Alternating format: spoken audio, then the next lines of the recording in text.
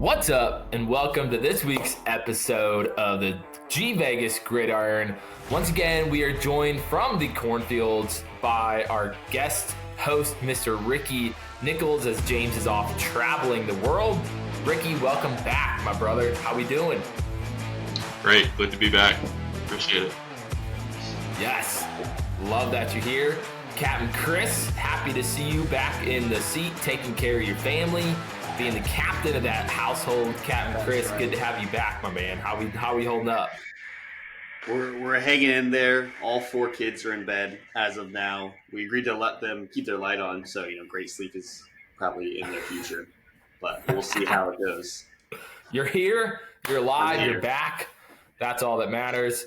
And this week we are joined our esteemed guest, the third best team in the league, the best rookie of all time, Mr. 20 minutes into the game. I'm rating my whole entire team. They're gone. They're out of here. We got Big Bad Brad in the house. How we doing, my man? Doing good. I'm glad you guys want to be on here. Love that you're on here, man. So pumped.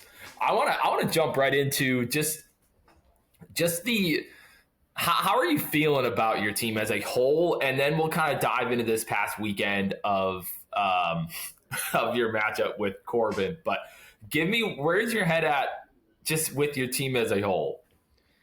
Yeah, I like to downplay them a good bit. Kind of motivational. I kind of think they can hear me sometimes if I throw them out all there on the trade block. They're having a bad first quarter. They turn it around by the third. So it's like superstition. But honestly, overall, I'm feeling pretty good about my draft. I kind of went in highlighting some certain guys that I kind of wanted around each area of the draft, and I ended up getting a good bit of them. Like I was targeting Nico Collins, and I got him. I'm not super happy about how he's done so far, but he's not killing me. I like to think, your first round pick, you don't want him to lose you the league. And right now he's just like a top 20 wide receiver, and his upside's limited. I thought he could be a top 5, but he's doing fine. And George Pickens, I was targeting him. I really wanted to get him, and he fell to me in I guess the 4th round, which is kind of where I thought I'd get him. And then my running backs, I knew I wanted to get them earlier. That's where I kind of messed up in the past, was just having too light of a running back room. So I basically got 4 RB2s right now, which is totally fine. Dude, you stacked running backs heavy, man. And it's paying off for you, dude. It's paying off. So far, they just get injured so much, in me getting J.K. Dobbins and getting Kenneth Walker, I was one of the 2 of them's getting hurt this year. So I need to get as many as I can that I can play. And then Woody Marks was a target of mine too. I actually picked him because I thought Corbin wanted him. Nice. And so I was between him and another guy, and I was I'm just gonna go ahead and get Woody Marks because love that. It's just fun. So I like my guys. I wanted a good quarterback. I like having a top 4 safe play. I don't have to think about it every week. I just set them there and start them every week. So that was another strategy of mine, and it kind of paid off so far. So well, okay. So week 1, 119. Captain Chris called it out. 119. You start putting everybody on the trade block week 1. You lose week 1, but then you rip off 3 in a row, man. And then you lose this past weekend to Corbin. So you're good with your team, but what that first week was hysterical, dude. Were you honestly dude, I'm done with my team, or were you just kind of playing it up? I was honestly, I'm not I wasn't done with them, but I was shocked. The amount of hype the Seahawks were just giving Kenneth Walker before the year. They were yeah, he's our guy. We're going to use him. He's going to be the dude here in Seattle. It was a huge target for me to get Kenneth Walker. And because he's electric. And if he could get the ball, I don't know, even 60% of the time, 65% of the time, I'm man, this guy's going to be incredible, even if he gets hurt. And then I see that Charbonnet's out snapping him 45% for Kenneth Walker, and Charbonnet is like at 55, and I'm like, what is going on? And then Jalen Warren I drafted him because I was higher on him than Caleb Johnson. I just know they liked the guy, and at least he'd be the pass catcher, Yeah. And then I find out the day after the draft, he gets a $12 million extension, and I'm like, dude, I have got 2 bell cow running backs late. And then he gets outsnapped by Kenneth Gainwell. And I'm like, my team's screwed. I'm like, my whole team is done. I've got 2 backup running backs right now. Rory's looking like a genius for getting Charbonnet in the 3rd round. But it ended up working out. Those guys are going to be the feature guys. And and J.K. Dobbins, I had him last year too. And he's just steady. And hopefully he can continue producing. That's so good. So good, dude. What about this past weekend with Corn Cob, your matchup against him? You said kind of going into it, you were feeling good, and then you just kind of lost hope. Yeah, I was feeling pretty good about it. I had a guy on a bye. I don't remember who it was. Jalen Warren. He was on a bye, so I knew I was kind of shorthanded. But I kind of felt good about that we had a shot, because I think Brenton Strange is a really good tight end too with Tucker Kraft on the bye. He's been playing great. Brenton Strange has literally gotten almost 10 points a game every game. Yeah. And then the dudes just underperformed this week. Everybody was right at their projection or lower. And then I had 2 or 3 IDPs go down in the first quarter of a game. And then I kind of had a shot. I was just being dramatic about it, I try to really, I try to speak it. I try to downplay it I'm going to lose. So then if I win, it's a happy surprise, There you go. kind of like what Luke said in the chat. That is me. I don't want to get excited because I don't want to be disappointed. So I'd rather just be super down on them. And then if we win, it's dude, there we go. It's more of a happy surprise. So I love it, I thought I man. had a shot, and then once Brenton Strange went down the first quarter, I just turned the game off and just went to bed because at that it's point, over. Yeah, It's over. Chance, so yeah. So one of our big topics of conversation week 1 was your acquisition of Keyshawn Booty. Are you feeling confident with that, spending a good portion of your fab there, or any regrets on that decision? Yeah, definitely not feeling confident at all about it. That was probably a mistake by me. So last year, I think I had a ton of free agent bucks left, and I didn't use them very well throughout the year, and realized, it's the first 5 weeks or so where you kind of get the best guys, and there's going to be a couple running backs or something that fall, or our starters later on the season, but I felt pretty good about my running backs. I've got 4 guys. I figured Woody Marks was going to at least be a pass catcher, and I thought Stephon Diggs was not going to come back and be as big of a receiver in their offense, so he probably had his best game of the year so far, and I'm kind of eating that $83 that I spent, or $81. He got me 8.1 points the first 8.1. That's right. That's It's fitting. gone downhill Yeah. from there. Yes, I don't know if he's going to catch many more passes. That's hilarious. Brett, I think as of right now, you're 6th in the league for points for, sitting at 5th points against. Still a lot of time left in the season. Do you foresee this team that you've drafted and kind of put together, through week 5, making a playoff push here at the end of the year? Yeah, I think that we can definitely be a playoff team. I think it's got a lot of factors. Injuries always happen, so if they can stay healthy, I think we've got a really great shot to make the playoffs. But again, if injuries happen, you can't do anything about it, and it is what it is. So it's just kind of, at this point, it's kind of luck. Half of it's luck, and then the other half is making sure just you don't do something dumb with your roster. Well, and I think that's my follow-up question to that, Brad, is that do you trust yourself as a manager to where if injuries do happen, and secondly, that you won't do anything dumb to make a push into the playoffs and into the championship, man? Do Yeah, you trust yourself as a manager? I do more this year. I got so frustrated last year in fantasy football because my team kept scoring a lot of points. Like I scored 200 points 3 or 4 times and lose. And so I was like, last year I was like, I have to do something. Like it's got to be something I can do to make this team better. And I made like 2 bonehead trades, which if I probably didn't make those trades, I probably actually end up making the playoffs and being like maybe the second highest score in the league. But there was a couple bonehead trades that probably kept me out of the playoffs. So this year I'm just kind of trying to ride it out and really only making a trade if I can upgrade like a receiver better than Nico Collins somehow, and not losing, one of my staples. So yeah, trying to play it a lot more cool this year. Just ride it out. But I kept thinking last year, I was like, it's going to turn around. But then it just like, it never turned around. So hopefully it turns around this year. Yeah.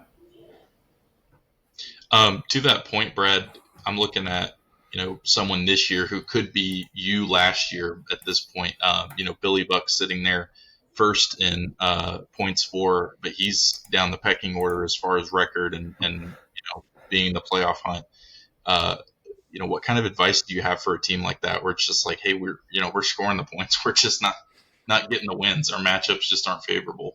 What's kind of your advice for them? Don't make any trades. Don't make them. Because you're gonna want so bad to just like get a win for having a really good team, and you're gonna try to finagle it to happen, and then you're gonna end up with like a wide receiver that gets cut from 2 different teams and doesn't play again, which is exactly what I did last year. So that's right, because you acquired Deontay Johnson, right? Yeah. So JSN had a rough start to the year. And I called his breakout. Like I drafted him for him to, like, because I thought I was going to break out, and it didn't happen very quick. And I was scoring so many points, and I acquired Deontay Johnson because he was the target hog in Carolina, and I didn't have a backup quarterback, so I got Bo Nix, which he ended up having a great year, but it wasn't worth the cost of losing JSN. So Billy Buck, don't trade anybody. Just ride it out. He's number 1 in points for, but also number 1 in points against. Yeah. Definitely could be feeling it. Could be undefeated, but hey, the matchups they hit you hard sometimes. Yeah, that's half of it is just being lucky. Yeah, that is crazy. Let's lead into kind of a couple games from this past week that stood out to you. Ricky, any game in particular from this past week that you were shocked at the outcome, whether the winner or the loser? I mean, I'll give a shout out to our dear commissioner. Taking a break from being in the U.S. seems to really help his team.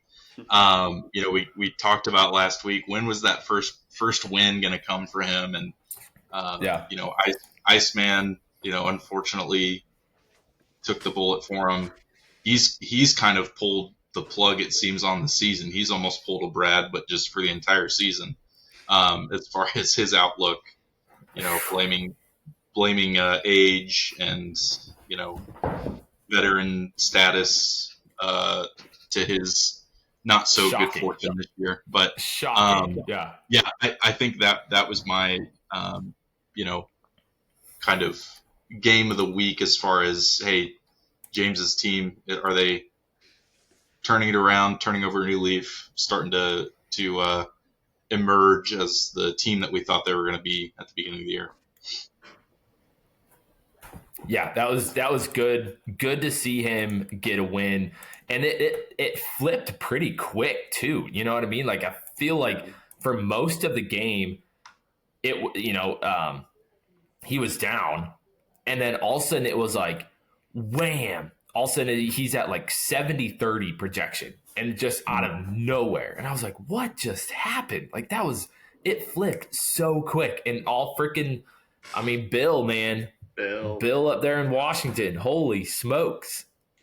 And Jigba, yeah, just guys came to play this week for him. That's for sure. Yeah, that was awesome. Brad, how about you, man? Any matchups from this past weekend that stood out to you? Yeah, I would say the Rogue Broncos versus Billy Buck matchup was just shocking to me. Just the fact that game went over 200 points for both teams was insane, and the fact that Rory's team put up that might be the highest score in the whole entire season this year, and it was Rico Dowdle off the waiver wire that won him the game, and then Jamar Chase with Jake Browning. Everybody's writing him off, everybody's calling him dead in the water, and he just blows up, and you're just like, whoa, that was so unexpected because Roy's had such bad luck with injuries and with even the quarterback Joe Burrow getting injured and affecting his team, and I felt good for him that he could pull off the win and score that many points last week. That was insane because I don't think he's even had he hasn't even had two games that have combined for 230. I think his highest score so far was in the 150s. Yeah, he's had some low weeks. He is still, even after that big week, 14th in points for. And that's crazy. Back to like you said, Billy Buck's getting unlucky. His only two people scored more than him, and one of those happens to be his opponent. So definitely a crazy matchup there. That sucks, man. Sucks for Billy Buck, but good for you, Rory, getting married, the Broncos winning, and you getting a dub, man.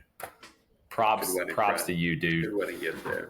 What about you, Captain Chris? You got a game? I do. It might be self-serving. I'm going to say my matchup with Wes. Going into it, not feeling great. Jordan Love, only quarterback I have rostered, not on a bye week, not playing.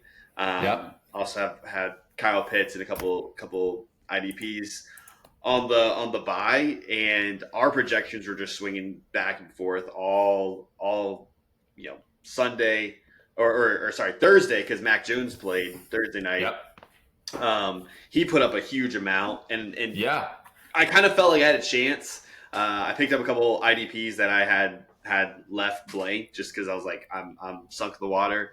And then Justin Fields kind of matches that, puts up, both those quarterbacks put up about 30 points. And yeah, it was a crazy Saturday or Sunday. And then going into Monday, the projections were pretty tight. And I needed Xavier Worthy to not outscore, I forget who it was, Josh Allen, not the quarterback, Josh Allen, by 15 points. I was like, surely Worthy, his projections were really low, I'm assuming because he was out.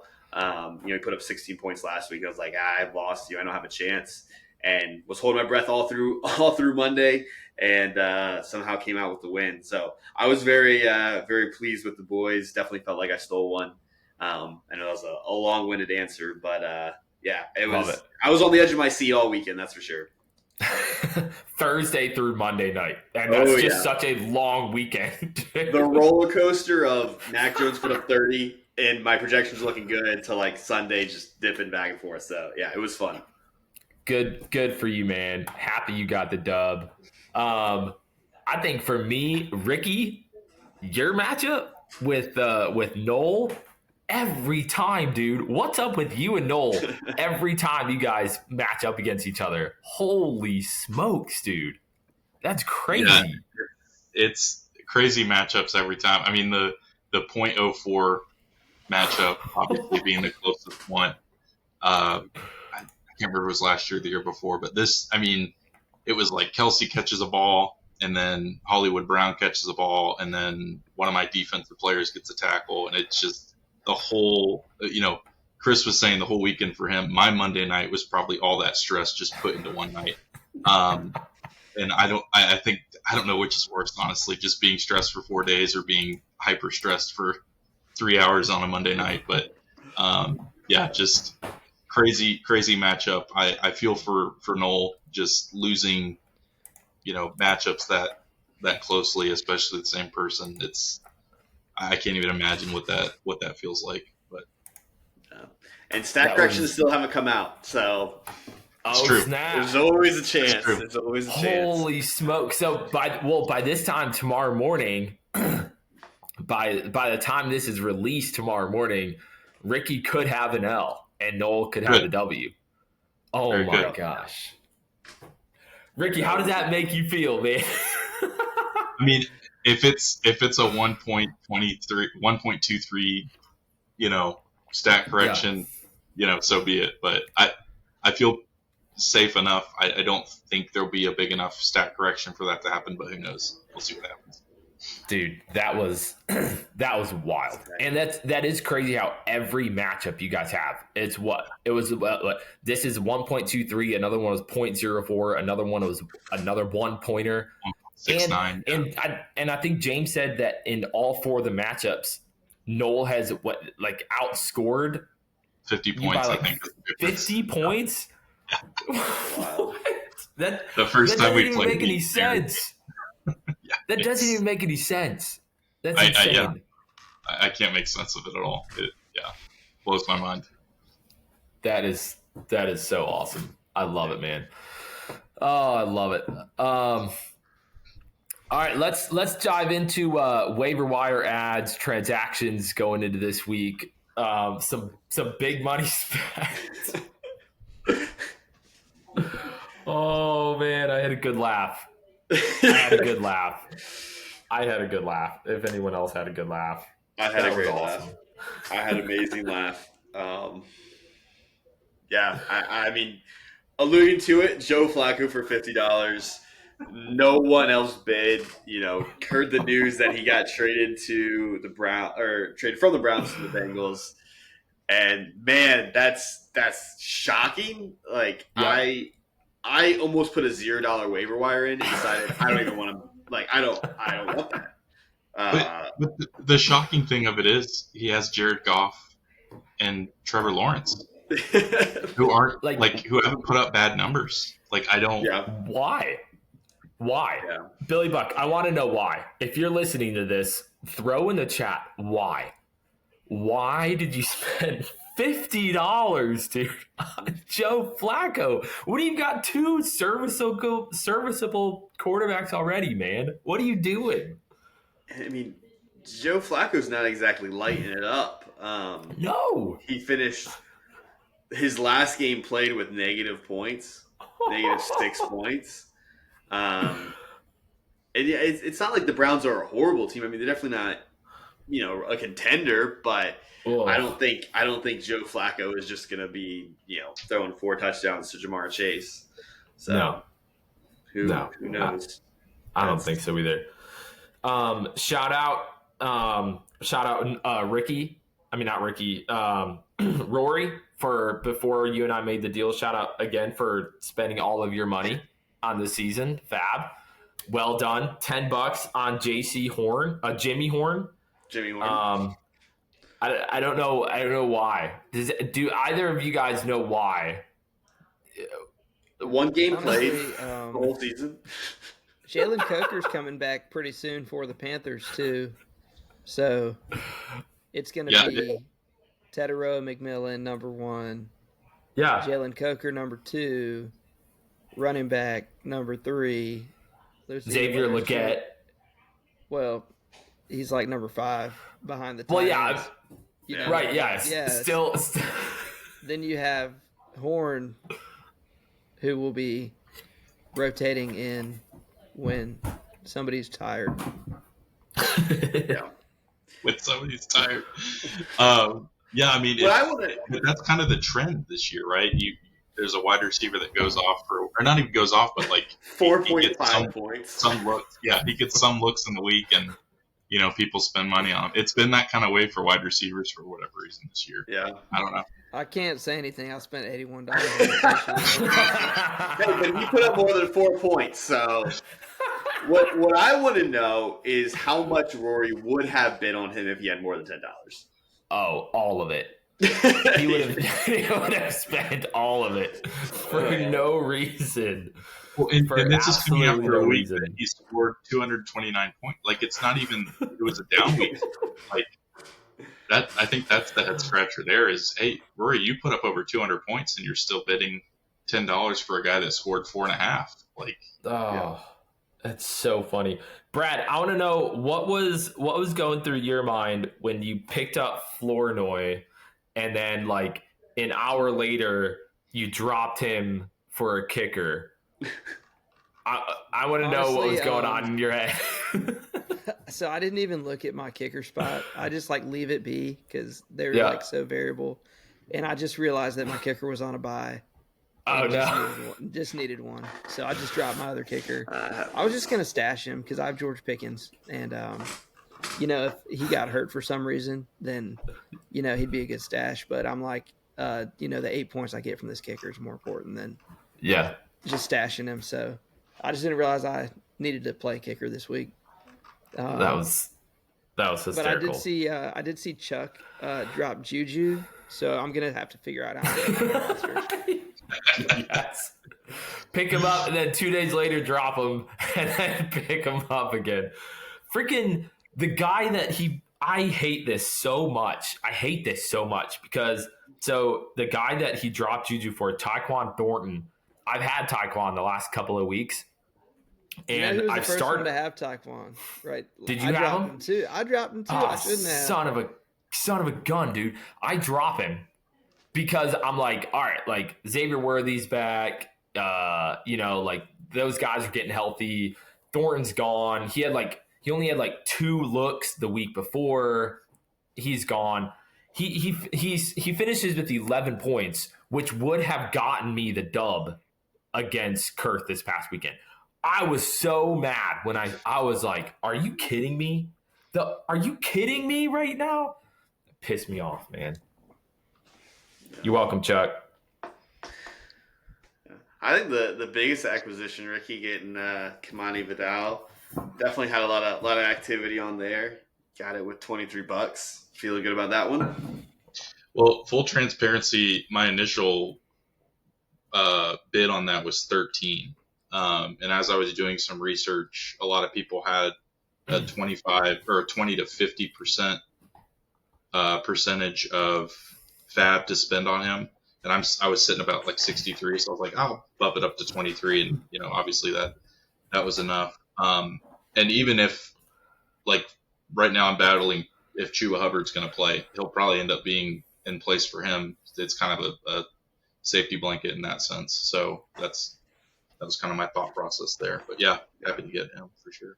No, I mean, it's a great pickup. I put a bid in, and obviously didn't get it, but he's the minimum of RB2. Kind of seems like he might be a pretty split timeshare between him and Haskins. So I think that'll be a good pickup there. At this point, I missed out. Iceman's gonna hate hearing that you originally put in 13 because he put in 15, and he is so desperate, man. Ice, if you listen to this, man, you just got to be pissed, man.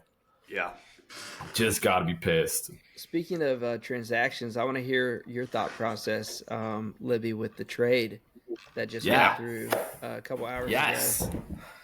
Michael Carter, come over to the Libs. Happy to have you. No, I'm pumped. I'm super pumped. Full transparency, I had reached out to Rory about someone completely different with Coleman, and he responded back to me saying, "Hey, how about Carter for Coleman?" And I was like, "Yeah, absolutely. I'll take that for sure." And Rory got back to me and he's like, that seemed too easy. And I was like, what are you talking about? And so then he sat on it for a minute. He sat on it for the day.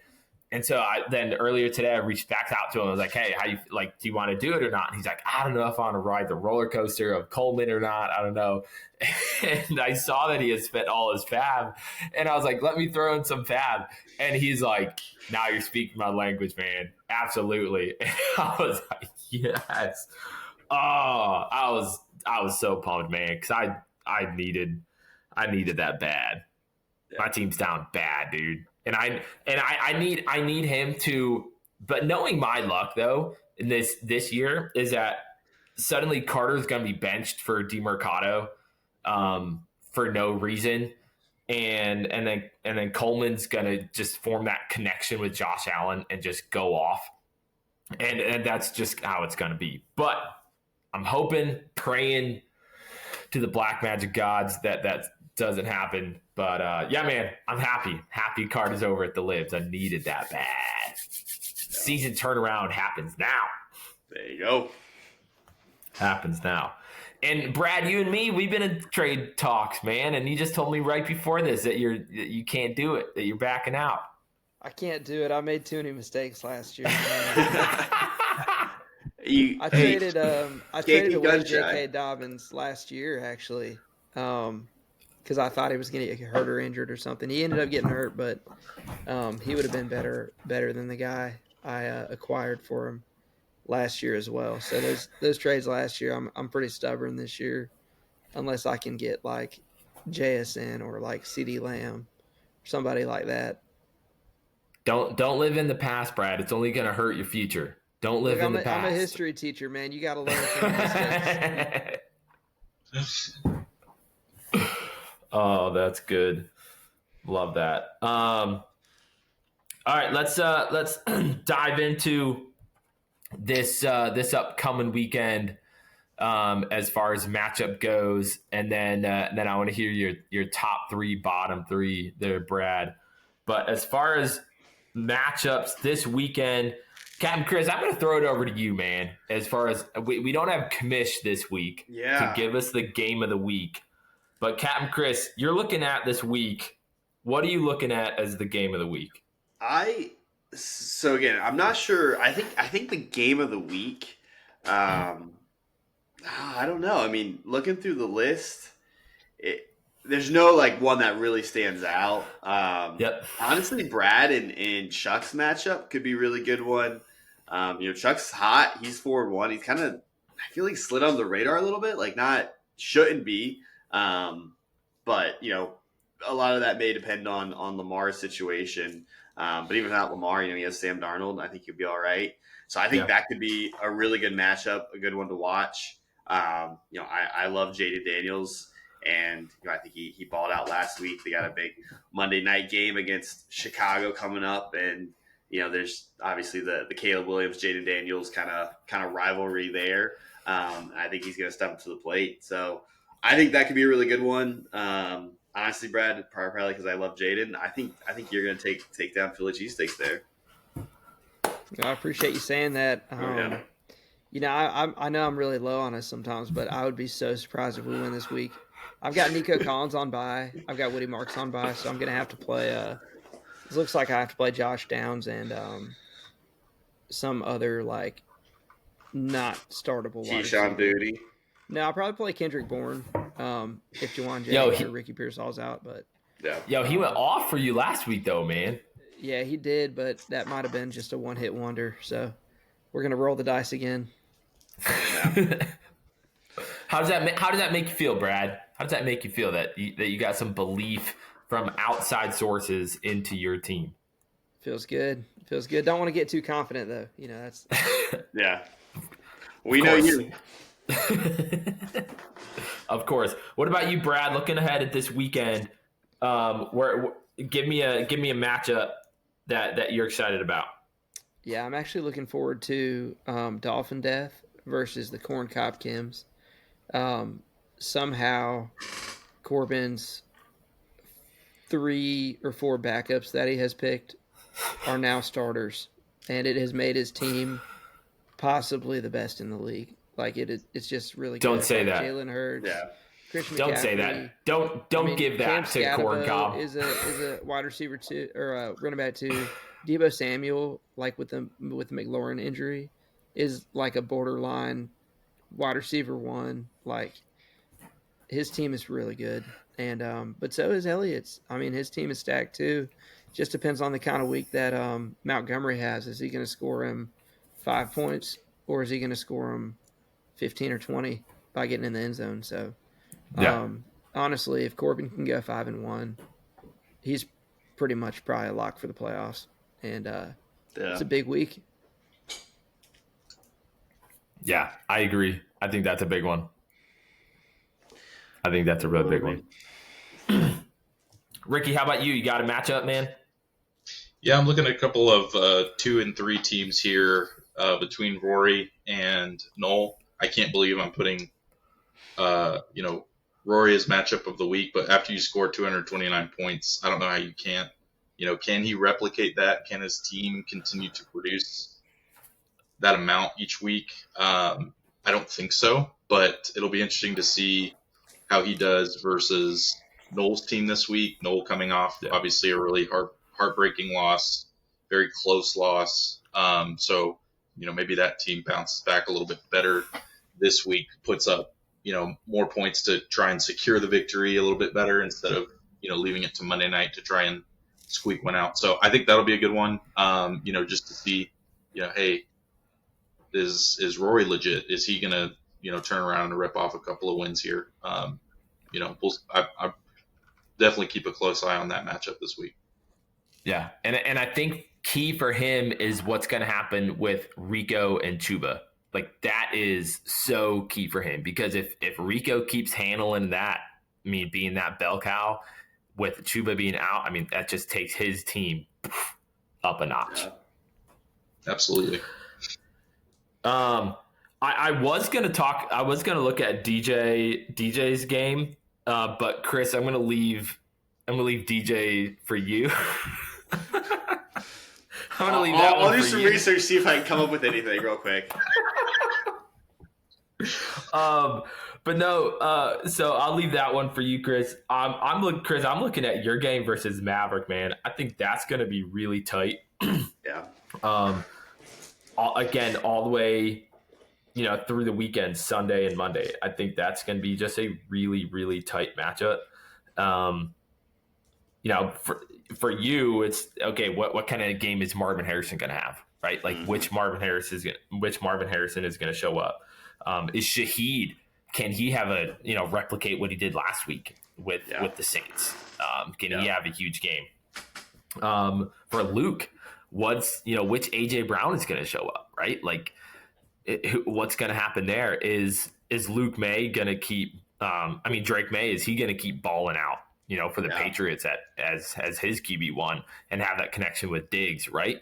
So I think that's going to be a really, really tight, a really, really good one that I'm excited about going into the weekend. Yeah, that Drake May Diggs stack definitely scares me. I feel like that's kind of going to be all or nothing. It's either going to put up a lot of points or almost no points. So I'm definitely nervous about the matchup. Definitely glad to have a couple wins in my belt though. So. Makes me feel a little less. Another matchup before I get to the DJ matchup is actually James and Kurth's matchup. So Dear Kamish got his first win. I don't know when he gets back from Mexico. Maybe he needs to extend his trip a little bit longer just to keep whatever Aztecian voodoo spirits he has going. Keep the juices flowing in the home country. Just reconnecting with that.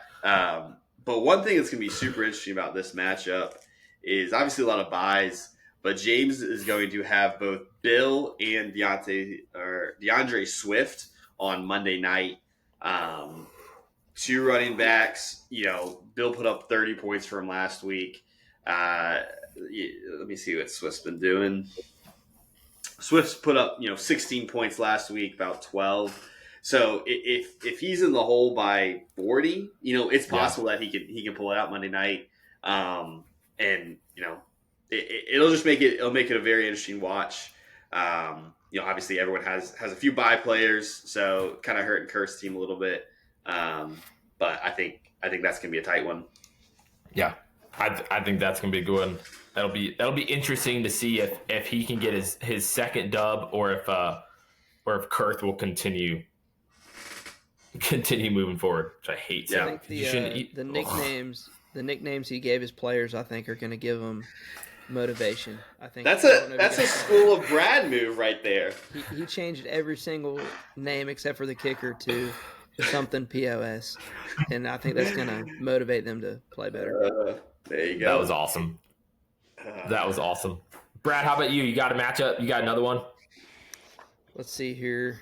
Did we already? No, Chris is gonna do DJs. Yep. Talk to me about Rick. Talk to me about Children of the Corn. We got Ricky versus Billy Buck. Oh yeah, okay, that's a good one. Let me pull it up here. Okay, yeah, Billy Buck, man, I just feel bad for him, dude. He should definitely have like 4 wins at least right now, and yeah, that's how many Ricky's got. Like they honestly should have the same record. These two are 2 of the best teams in the league, top of the power rankings.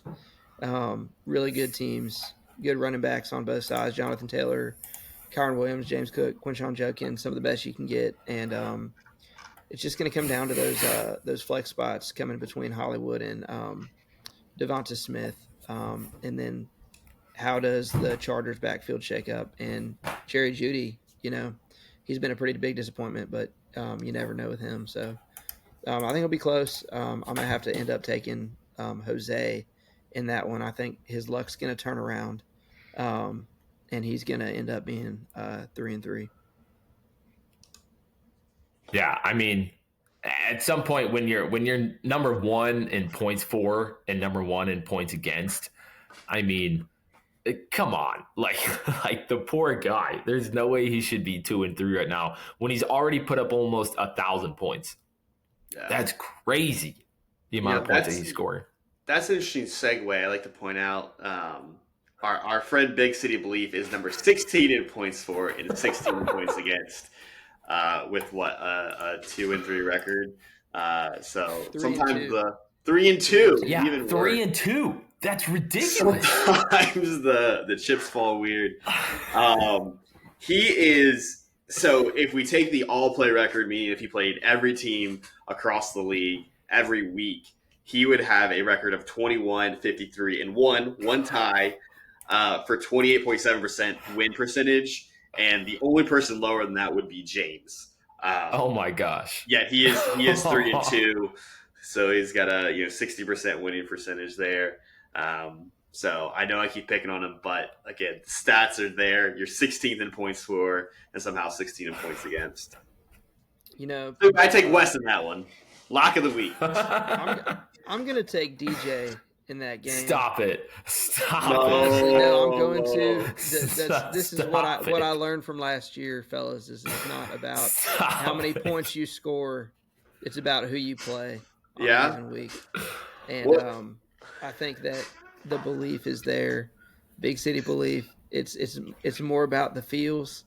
And, this podcast doesn't believe in DJ, but I do. Stop Good for you, dude. Brad. You want to put a wager on it?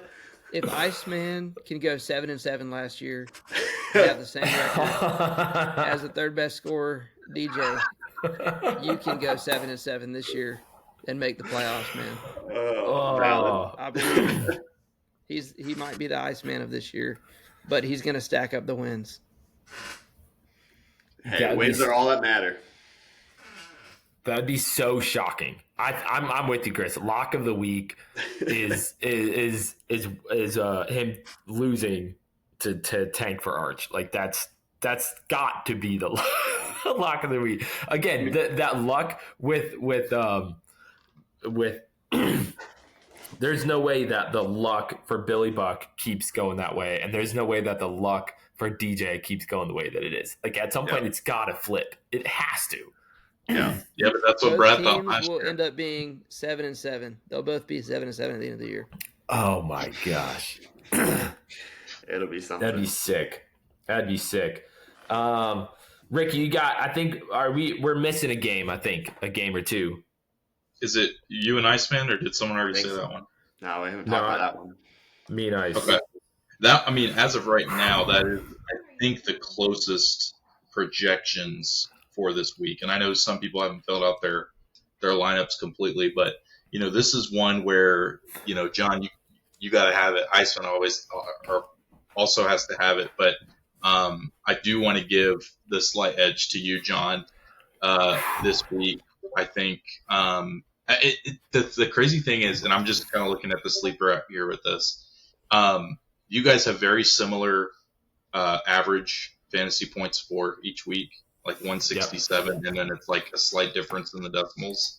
Your average start to sit accuracy is also almost neck and neck. I mean, this is. We talked about me and Noel last week. This could be that game. I would not be shocked if this comes down to like a Monday night. You've got, an IDP, he's got a wide receiver, and it just kind of goes back and forth all game. It seems like this is kind of what it's shaping up to be. And I know projections are almost never accurate, but you just look at top to bottom everything. The matchups are dead even, unless you have one guy who goes off and he doesn't.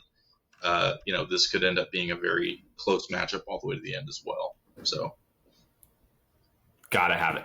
I hate it because I've got DJ Moore and he's got Caleb Williams, and if he throws the ball to DJ Moore, we're both getting points, and I hate that. I hate that so much. It's brutal, man. Yep. No, that would be a good matchup there. Gotta have it. Gotta have it. All right, I think we hit all the matchups. If we missed one, I apologize. But Brad, give us top three, bottom three, man. All right, let me see here. I know you're psyched for this segment, dude. I know you wrote it down. You got after it this week earlier today. I'm pulling up my G Vegas power rankings, courtesy of Philly cheesesteaks. Wish you still did them, dude. Shout out to you, by the way. The meter. That's been fantastic, man. That's been good. Congratulations to Captain Chris, who's no longer on the hot dog worry out of the meter. I appreciate that. Of the meter. That's right. I'm going to start with my top three. I'd have to say in third place right now. It's got to be 4-1. Children of the Corn. Everybody was hating on his team draft night, just saying, what a dumb pick. Jonathan Taylor's the worst pick I've ever seen. You could have got him at 23. You could have got him later on, but if we did a redraft today, he'd probably be the number one pick, maybe number two or number three. But he is worth the third overall pick right now. So, Ricky, you're proving everybody wrong. Second, I would say it's got to be the Corn Cob Kims. They are hot stuff right now, and they may be the best team in the league. I'll be honest. They're just good, and nobody's losing their job because the starter's already gotten hurt. So they're already on the third string. There's no one else that his team can go to. They're already on the third string. Nobody can replace any of his starters because they are the replacement. Exactly. That's it. It's luck. And then luck, first place, Corn Cob. We've got luck. We've got Chuck is my number one overall team. His team's really good. I think that his team is going to be good for a long time too because it's led by those rookies, and they usually heat up at the end of the year. So when Omarion Hampton comes back from injury and Ashton Genty, if he can keep getting the passing work, he's going to be really hard to beat. Yep. Close fourth is Billy Buck, but just he doesn't have the wins to. But honestly, he might have the best team as well. Yeah. Yeah. So my bottom three, I have to say, if you asked me last week, James would have definitely been in the bottom three. But the fact that Bill has come on strong, I think that saves him. He actually lost a hot dog on the hot dog worry meter, There we go. which was good for him. So I think that the third place team is actually yours, Libby. Yeah. Right now, I'm just worried about him. The depth is not there. Now, bad, dude. I posted those rankings before the trade. Like, you getting a running back 2 for the next 3 weeks is going to help you out a ton. Might help you pull off the win against Iceman this week. And you've got 2 hot dogs on the worry meter right now out of 5. So it's not a panic mode yet, but, Yeah. No, it's deserving, man. It's 100% deserving to be in there. I would have been shocked I would have been shocked if I wasn't on the meter. Yeah. Then my second overall worst team is going to be Rory's team. He did put up the 220 points last week, but I don't know if that's able to be replicated. Because Rico Dowdle is getting Chuba back, and Jamar Chase is getting thrown to by Joe Flacco. Like, he might do that like 3 more times this season, but you don't know when it's going to happen. Yeah. Otherwise, he might score 5 points. He might score 2 points one week. You just don't know. So the consistency is not there, and he's got 3 hot dogs on the worry meter right now.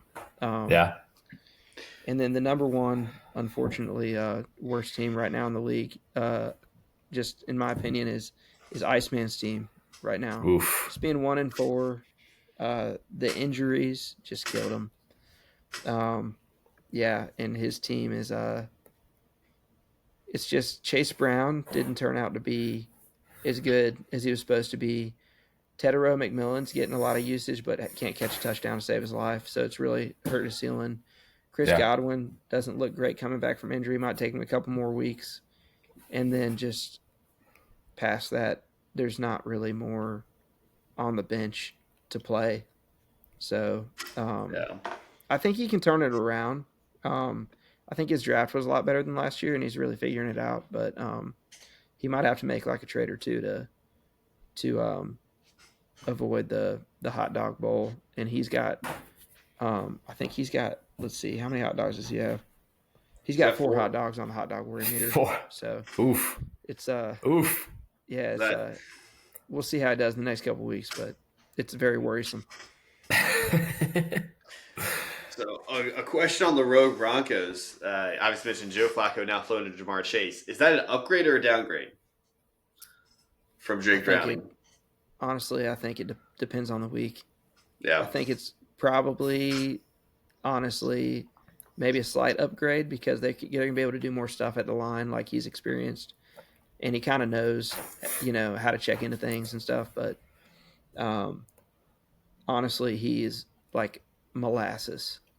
Yeah. So, and their offensive line is terrible. So, so bad. Sacks. He's going to have to get the ball out quick, which he can. The offensive line is so bad. Yeah. It is so bad. Again, on the bottom 3, where does DJ lie on that bottom 3? Yes, he is 3-2, but I mean the stats are the stats, the numbers are the numbers. 16-16, right? Like, I mean, it's just not quality, and somehow he's 3-2. So where does he lie on the meter? He's got no hot dogs right now. No hot dogs because of his 3 wins. I mean, he's only, if you think about it, he's only 4 wins away from a playoff spot. I mean, he's only 4 wins away from a playoff spot. And doesn't matter how many points you have, because you could have some of the most points in the league. You just might not make the playoffs. You could have some of the worst. Has that ever happened to anyone? I don't know. Dude, I've actually got so he is actually 1, 2, 3, 4, 5, 6, 7, 8. He is number 9 in my power rankings right now. Big City number. Yeah, he's number 9 overall. We are a big city believer. You believe in the belief. Hey, I love it. Mm-hmm. We're back. You're right. 4 wins away from playoff, it secures a spot. But if he's in the toilet bowl or in that bracket, I mean, you got to be nervous, right? I mean, you're not putting up points. You need someone else to have a rough day, and he's going to need some help. So, I hope he can get there, but we're not sure. All he needs is 4 or 5 more. That's it. That's right. But looking at his roster, do you have belief in the beliefs roster? No, that's a no. That's a no. I know the pause. That's a no. If Javonte Williams gets hurt, he's going to be okay. He also has Bijan, man. If you have Bijan Robinson, you just never know. Zay Flowers is coming on strong because the Ravens can't run the ball. and they can't play Shocking. defense. So I mean, Yeah. if he's got Zay Flowers and Bijan, I mean, he's got a shot. You Patrick got Mahomes is Terry playing coming good. back from injury. He does. Like his roster's not as bad as everybody thinks. DJ, He still just give score it some points. time. Yeah, He but just these are doesn't just score. these are just names. Yeah, like John's saying, they're not scoring points. I mean, Bijan's scoring points, but Terry's been. I don't think he's hit double digits this year. Like, there's just. But Bijan's scoring points. Patrick Mahomes is scoring points, and Zay Flowers is scoring points. But That's like he's his 16th anchors. in points for. Like, you can't rely on two guys. You're correct. They're all scoring some points. Just not a lot. They are. But in this league, it doesn't matter how many points you score. Somehow you find somehow That's you find that's wild. That's wild. Oh man. Gentlemen, as we wrap, any final thoughts? Ricky, toss it over to you. Any final thoughts, man? No, I think, we talked a little bit off air. Trade talks, I think, are heating up around this time of year. Going to get some aggressive messages. I've gotten some where it's just like, hey, I understand you want to make a trade, but let's pump the brakes a little bit. So, what's the most aggressive trade? What's the most aggressive offer you've gotten, Ricky? It's not necessarily the offer; it's the way they're trying to make the conversation happen. And I think that's where it's just like I'm kind of turned off from doing a trade at this point. You're coming to me needing something, that's fine. We can talk, but don't come at me as if I'm offending you by, you say, hey, I need this position. I throw out a name and then you're going to spit in my face for it. That's fine. If that's the way you want to try and negotiate. But I think we're going to start. I'm pretty sure. I'm not naming names. I know. I think we're going to start, and maybe we don't see as many trades, but I think conversations are going to start to heat up here, over the next couple of weeks. Libby, you've been the Black Magic trade master. Maybe Yeah. Could you share some wisdom on how you get these trades done? Or is that company secrets? Can't disclose the recipe. No, I mean that's the thing, right? Like oftentimes when somebody thinks, like when you're in a dark room and you're holding a candle, a lot of times you want to try to keep that candle to yourself, but really you want to share the candle because it just makes the room brighter, right? And so I won't hold it to myself. I won't keep it tight to my chest. I mean, the biggest thing is you want to find out a deal that makes it work for both sides, right? Like you want to offer somebody, you want to ask somebody, hey, who do you like on my team? Who do you value? Because I might value this person way lower, but if you value this person way higher, let's work out a deal. Let's make something happen, right? So if I'm coming to Ricky, I'm not trying to spit in Ricky's face like, hey, you got to give me this because I need it. No, I got to look at Ricky's team. And I got to say, hey, what does Ricky need? What does Ricky need on his team? Oh, he's maybe missing a backup tight end because he's got somebody, or maybe he needs a flex receiver. Well, I got a receiver to spend, right? Maybe let's see if we can work out a deal. Maybe 1 for 1, 2 for 2, 2 for 1, whatever it might be. But you got to make it. You got to approach that person saying, "Hey, who do you like? How do you value that person? How do you value the person on your team?" That's the way I approach trade negotiations. You can call it black magic, whatever you want. We're just conversing. We're just figuring this out. No secret trade analyzer website. No. No, it's just you got to go with your heart, your gut. I love it. Your gut. I love it. What's it telling you? Yeah. Add value all around. That's right. what I like to hear, That's right. Adding value to everyone. That's what it's all right. Right, Brad?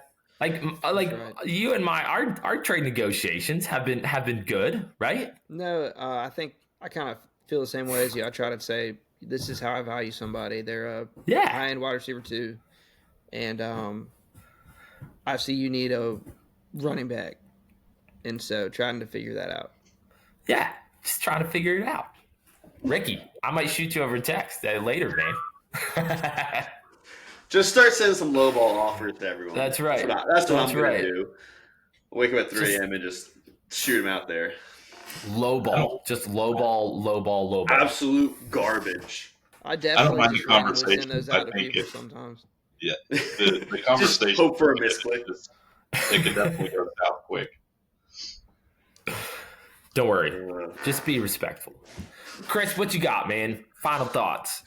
Yeah, I love it. Feels good to have 2 wins under the belt. Feels like after this week the team showed some fight, had some resilience. So hope to keep that momentum rolling. And I am looking forward to week 14 to eat all the crow when DJ can whip my butt and probably send me to the toilet bowl. So that is what I got. Oh, I love it. That's awesome. Looks like we lost Brad. Brad went off screen, off mic, off camera. Awesome. He's Love gonna that. lowball some people. He's going to lowball some people. That's good.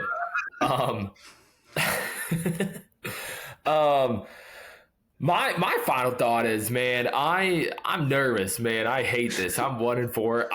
I legitimately hate this so much. I've never been 1-4. I've never been this bad, man. And I'm looking at my team. I'm like, dude, my team sucks, dude. My team's so bad. Weekends are miserable. I hate it so much. And I'm like, dude, if I can't get a dub this weekend against Ice, after Ice put up like 99 points this past weekend, dude, something's got to give, man. I might just blow everything up if I can't get a dub this weekend. But yeah, we're pushing on, man. We're turning this season around. I'm telling you, this is going to be the best turnaround that this league has ever seen, dude. We're 1-4. We're turning things around. I'm telling you, Duro, it's going to happen. These playoffs are going to happen. We believe in you. Although I will say that if I had to, if somehow I end up eating some hot dogs, I would eat 72 hot dogs in a record time. 100% in a record time. I'm so confident of that. But I'm not putting that out there that I want to. Just know that I could. I feel like you could do a video series of purposely gaining weight, eat all the hot dogs, just so you show us all how we can just lose it all. So, that's right. Good. you could monetize it. It's perfect. That's good. That's good. I can write off this league. Exactly. And any subscriptions that I put towards the league. Exactly, because you had to lose. Right. Yeah. Right. It's in there somewhere. Brad, what about you? Any final thoughts, man? Yeah, I'm just excited to see what happens the rest of the season. Hopefully my team continues to perform well. And I believe in you, DJ. Might be the only one, but you got to vote there, DJ. Good for you, man. Oh man, guys, you guys are awesome. Appreciate you all. This is a ton of fun as always. Brad, appreciate you jumping on. Ricky filling in for Kamish. Captain Chris, glad to have you back in the seat. Yes. Ton of fun as always, fellas. You guys are great. Until next time, peace. Have a good night. Thanks all.